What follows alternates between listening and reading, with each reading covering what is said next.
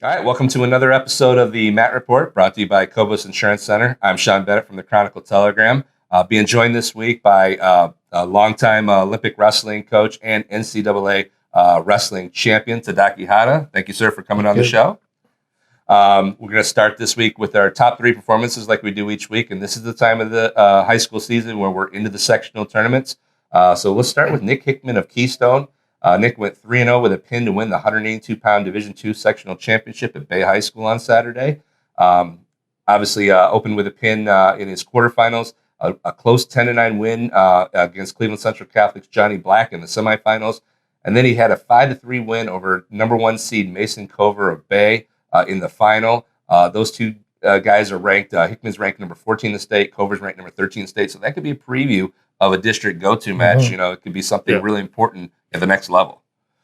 The next one on up is Isaac Pedraza of Elyria. A lot of guys from Elyria won sectional titles and get a lot of spotlight. Isaac sometimes gets kind of pushed to the back from some of the other guys' names, but he really had a big performance this week at Midview. He was the number 3 seed, but he went 3-0 with a pin to win the 145-pound Division I sectional championship at Midview. Opened with a first period pin of Avon Lake's Al Hobar in the quarterfinals, then won 6-0 over the number 2 seed James Hutchinson of Midview in the semifinals, before winning 5-3 in sudden victory overtime against top seed Brandon Bradovich of Amherst in the final. So it's nice to see a guy who maybe doesn't get as much spotlight, much press as some of the other Elyria wrestlers, really stepping up and having a big performance. And then we'll wrap it up with Jordan Greer of Avon. Jordan Greer went 2-0 with a pin to win the 195-pound Division I sectional championship at Midview. Opened with a first period pin of North Ridgeville's Tyler Duff in the semifinals, then won 5-0 over Elyria's Ben Dorr in the final.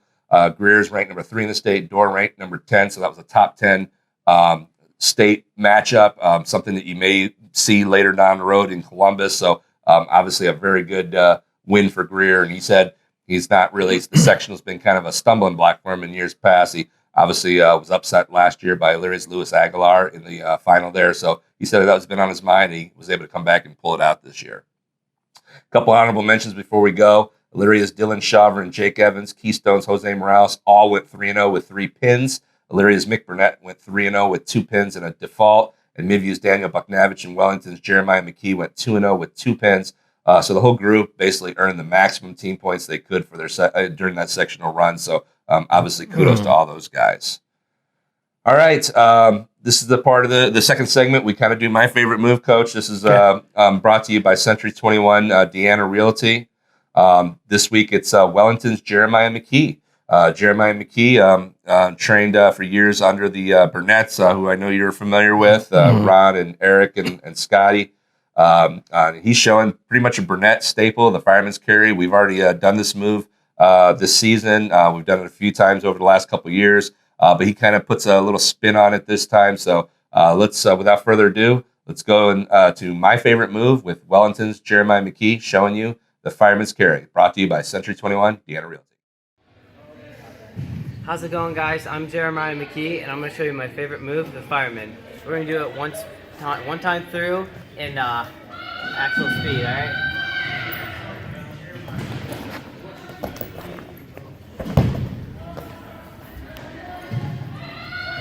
Alright, so same thing with any move, you want to set it up. And I shoot my fireman on their left leg, my right for me. So I get them, I circle left, I get them to step the leg forward. And once I get that leg forward, I'm in instantly.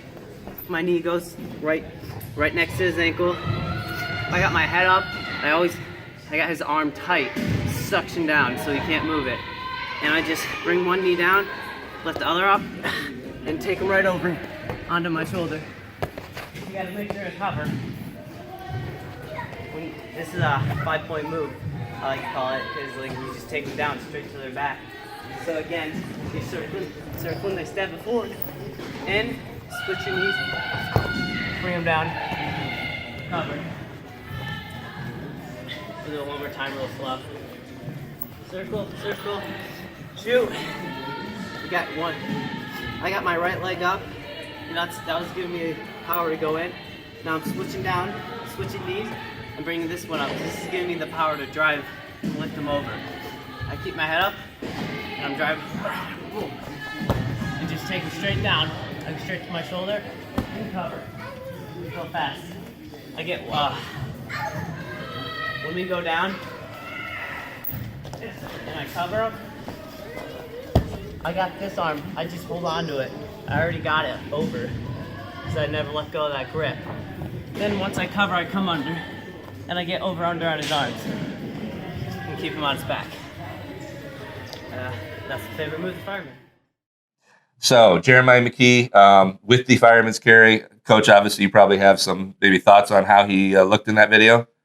Yeah, he's doing correctly as he goes in with a inside knee down, which the way I teach the Fireman's Carry, and his head's up and his elbows tight, the arms tight, and he finishes up on the throwing part, which is raising the inside knee up as he throws it, which is great.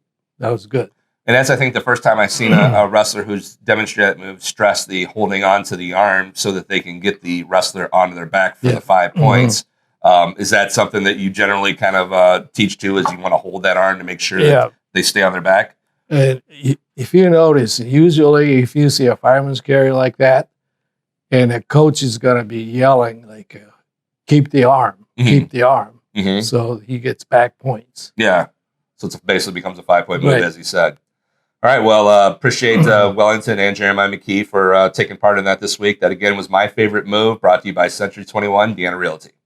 All right. We're going to move on. Kind of just have this last full segment be talk with the coach.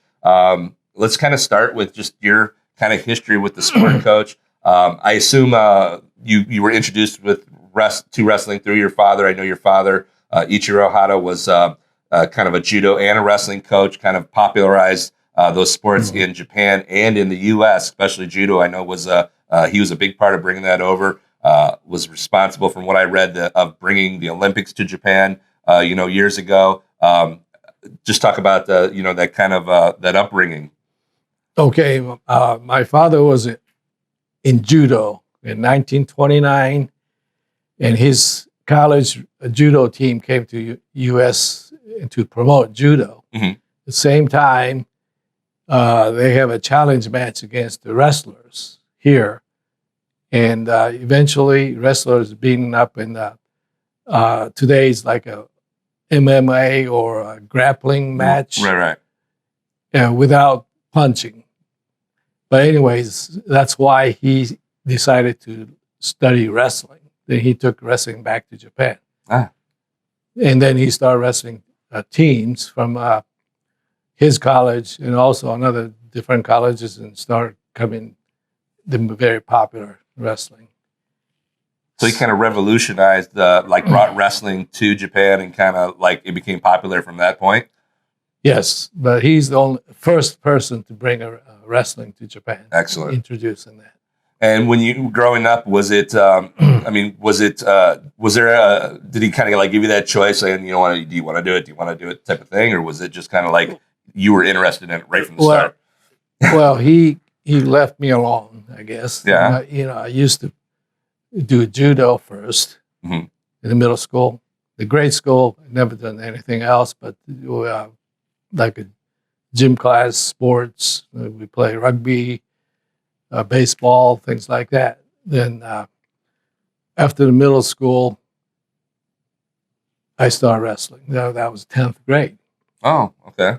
So I never wrestled until my 10th grade in high school. But you obviously caught on quick, because you end up wrestling for Oklahoma State in college and doing very well there. So it was something that you kind of took to quickly. I think judo helped me a Yeah. lot. And but I wanted to play baseball.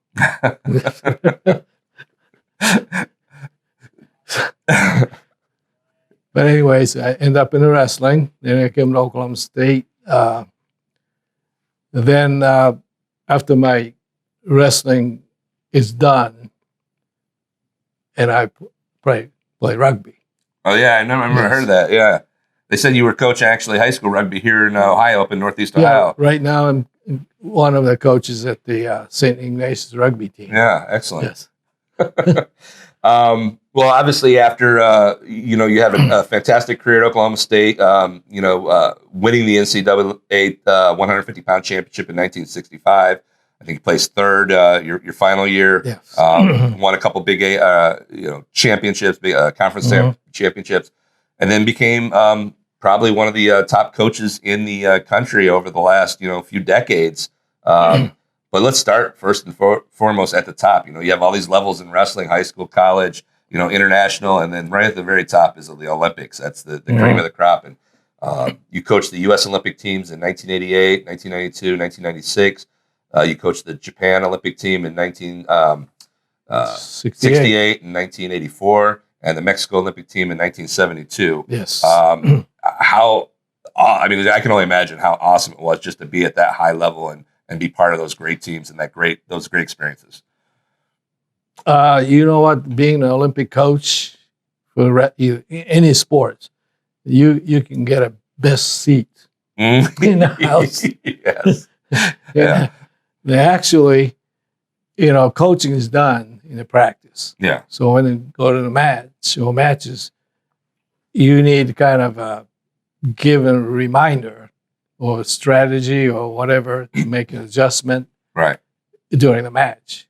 And that's not too hard to do because I know the wrestlers already. Right. So a lot of it was just basically because the work had been done up to that point, you were able to kind of enjoy the experience of the Olympic matches and things like that. Yes. And not just get to travel around. I mean, it had to been just a really fun time being part of that scene. Yes, definitely. And then after those were all the men's teams for all those years, you then coached the U.S. Olympics women team in 2004, and then were the U.S. women's head coach for the Beijing Olympics in 2008. Obviously, a little bit different working with females over males, and that's becoming a big deal right now in Ohio because we just had our first sanctioned girls state high school tournament. It's got to be. I'm assuming you're pretty much a proponent of that, and pretty happy to see that girls wrestling is moving forward and progressing. I think the girls wrestling is developing very fast now. Yes. In even like 50 states, a lot of high school girls teams being sanctioned, right? And I think it's going to get much bigger. Yeah, and I think do you think there's a specific way? I mean, does the high schools have to have their governing bodies sanction it to move it forward? I would think maybe the NCAA having more women's programs and offering college scholarships for them would help. I mean, there's probably a lot of people that need to kind of come together to push the sport forward. Do you think? I think so. I think almost every college in the U.S. is offering girls scholarships. Mm-hmm. I think almost getting the full ride. Mm-hmm. So NCAA, I think already.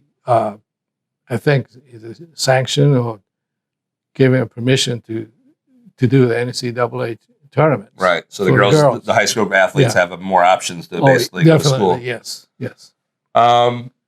And I was talking about some of the non-wrestling things. I found it very awesome. I assume the reason that you are in Ohio, I heard, is because you're an artist. You went to college for art, and you came to Oberlin and were maybe teaching art there or something. Yeah.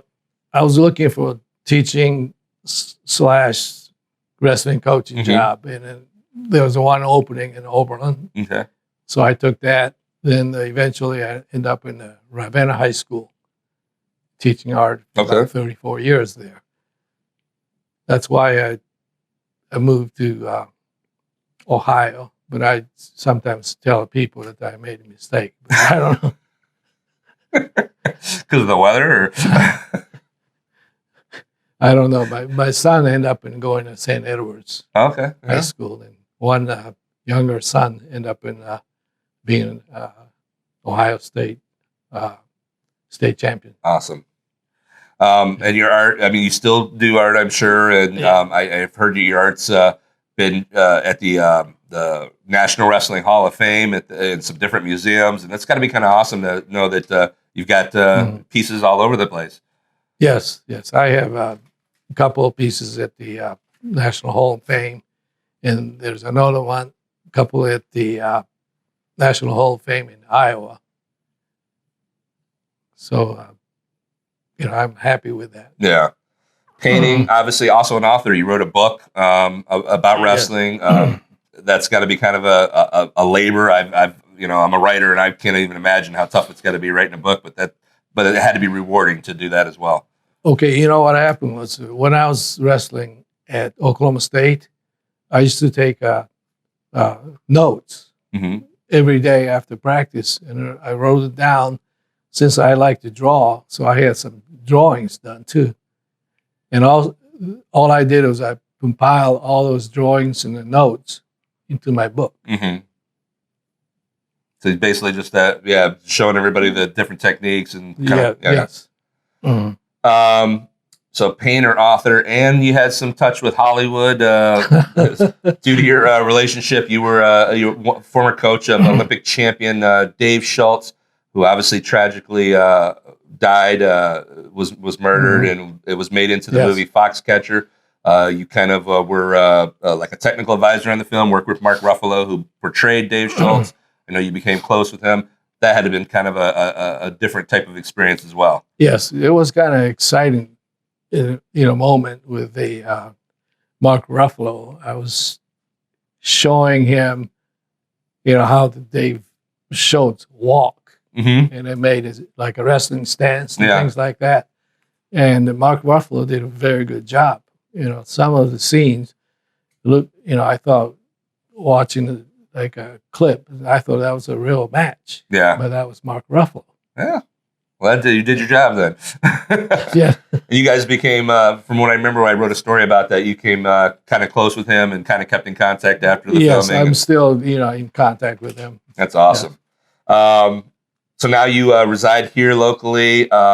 You helped also bring Dave Schultz to Illeria. I think he made a visit and helped run a clinic at Illeria High, sponsored by the Lorain wrestling coaches Lorain County wrestling coaches. You kind of helped put all that together. Yeah, that was like in 1984. Yeah, right after the Olympics. Yeah, that was good. Yes. Yeah, that's obviously really awesome as well. And then for the last, at least for the years that you've been in our area, you've helped out with, I know Eric Burnett's All-American and Burnett Train Wrestling, his clinics.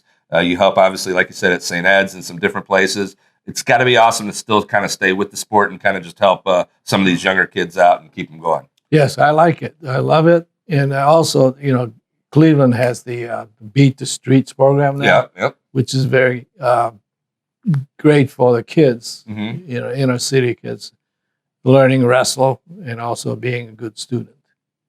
Is there any, do you still, anything you're looking forward as far as, do you still watch the high school wrestling or college wrestling, or you watch it all at this point, or? I watch a little bit less. A little bit less? Yeah, I watch more rugby now. More rugby? Yes. More painting, kind of enjoying the finer things in life. Yeah. Well, I really appreciate you coming on the show. Right. Thanks again so much. And that should wrap up this week's episode of the Matt Reports. Again, we want to thank our sponsors, Cobos Insurance Center and Century 21 Deanna Realty. Again, a big thanks to Coach Hada for coming on the show. Thanks to Kristen Bauer behind the camera. And most of all, thanks to you, the viewer, for stopping by. We'll see you next week.